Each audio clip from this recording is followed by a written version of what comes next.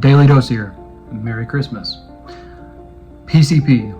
So we're going to be discussing, and there will be some memes running by here as well that you'll be seeing just to kind of lighten the mood, but we'll be discussing why PCP is the most dangerous. And with some of these memes, you will actually get to hear some of the stories of what I have seen in the psych setting and why I consider PCP the most horrific, dangerous drug to anyone out there. I know fentanyl, obviously you can overdose on, but PCP in its own right, there's some things to it I just want to express that you will not believe when I tell you this. So let's jump right on into it. We had 1,000 subscribers. Let's keep on driving that number up. You know, currently I am a psych RN, and I'm going to be giving a lot of experiences, but we're going to do it in a way of kind of lightening the mood because we will be serious as well. Let's keep that 100 as well, okay? We will have to do that.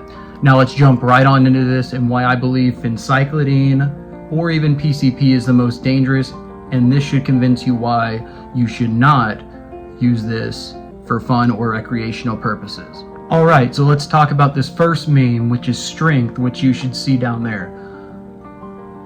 That is honestly true. I will tell you right now, we just need to get some PCP. You see her, and then it just says you can lift anything on PCP. So, in relation to that story, honest to gosh truth on this. This was, I believe in 2019. No, actually around 2020. It took 5 people weighing 200 pounds plus each to hold down a woman who weighed no more than $120. Okay. Also, this woman was in her 70s. So strength. So one of the things with it, if you're using it, short-term effect, body numbness. With that, you literally think sometimes you can run through walls. Seen literally as well a patient before they've had in the one psych hospital I worked at, they had a mural on the wall. Picture this big mural, and it was an open, and it was like you'd be looking out a window, and you'd be looking out an open window out into like a field.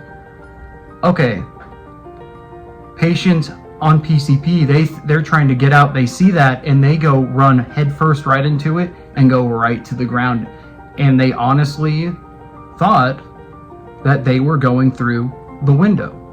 So that's why you can get extremely hurt on this. This is not something that there should be any advice on, oh, if you're gonna do it, this is how you need to be in a safe environment at home. No, nothing, when you are on this, nothing's safe.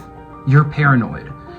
And why I'm expressing it this way, it's because when I see people in the psych hospital who have been on it or actively on it, this is the extreme version. And this why too, this is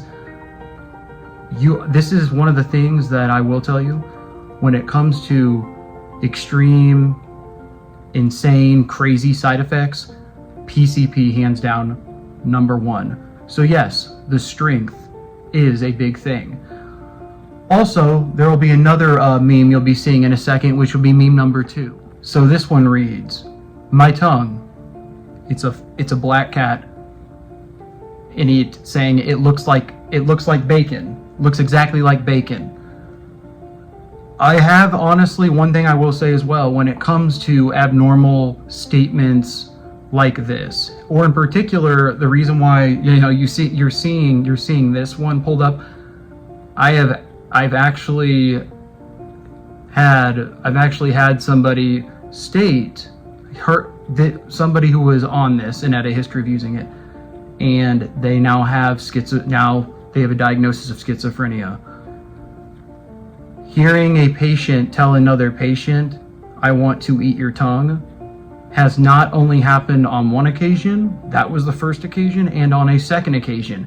And both occasions both of these people had diagnoses of schizophrenia. One was schizoaffective though, but interestingly enough, sometimes when it comes to like cannibalism, things like this, PCP can bring that out in some people, and they will make comments like this. But the tongue, I found that interesting because I've actually heard patients on PCP refer to the tongue, but in this way of eating each other's tongue.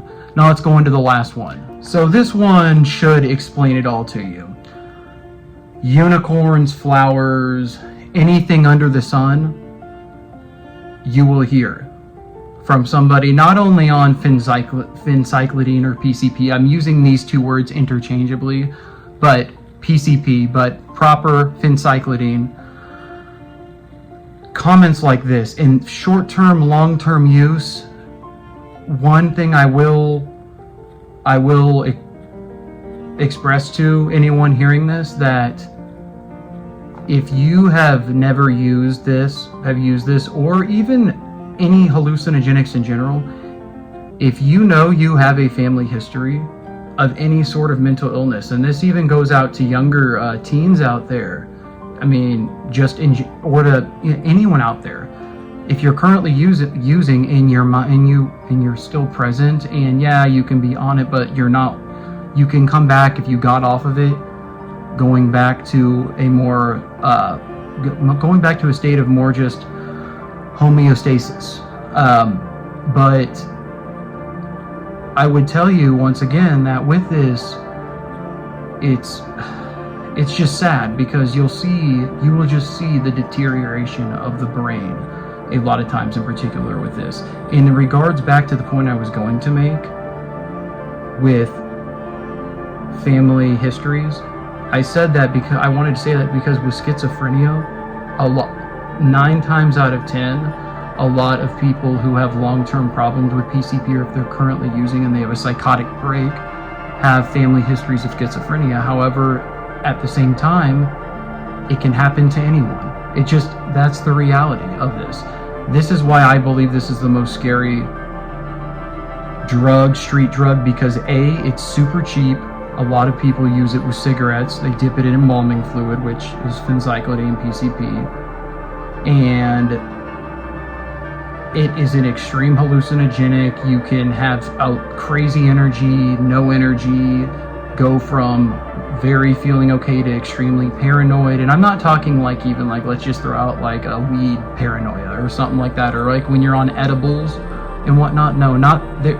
You can be paranoid on this. This is a whole different level of paranoia that is seen, where you're aggressively trying to hurt yourself.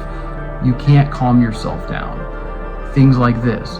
So in regards to unicorns, I've heard that. I've heard you see the devil, you can see all sorts of things on this. I mean, and with all hallucinogenics, you can see things, but a lot of times, if someone's actively using, it can be a lot of ritualistic hallucinogenic feelings they're expressing to you. They can go from calm to panic to wanting to rip literally their eye sockets out. Things like this. And then what I mean by ritualistic is doing it in patterns. Then they'll go being very disorganized. Things like this. And the problem is yeah, eventually you'll come down, but at what cost? What damage did you cause to yourself using it? I have personally, I'll just say this, I've never used phencyclidine or PCP or anything like that. I am so thankful I never have. But to anyone out there who is, you can get better.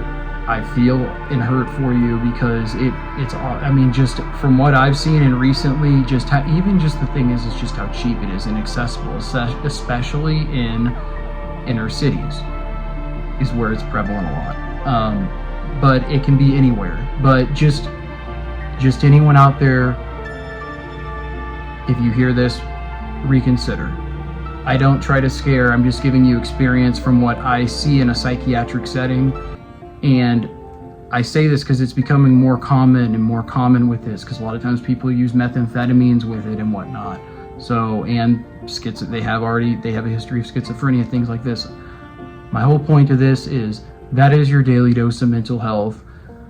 Guys, females, males, everyone out there, we hit 1,000. We're going to continue to go.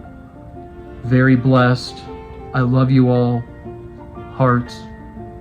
Leave a comment and like and subscribe, and we'll have another video coming out soon. I appreciate all of you. I know the channel's kind of random when it comes to mental health, but it'll always cover something in regards to emotional states, mental health. That is why that is your daily dose of mental health. And check out my 365 days of running as well if you're into that. I've been running every day, and I'm doing it for 365 days. And then at the very end, I'm going to do a 5K just to see where my time is since I'm running over 3 miles every day. Thank you again. I love you all.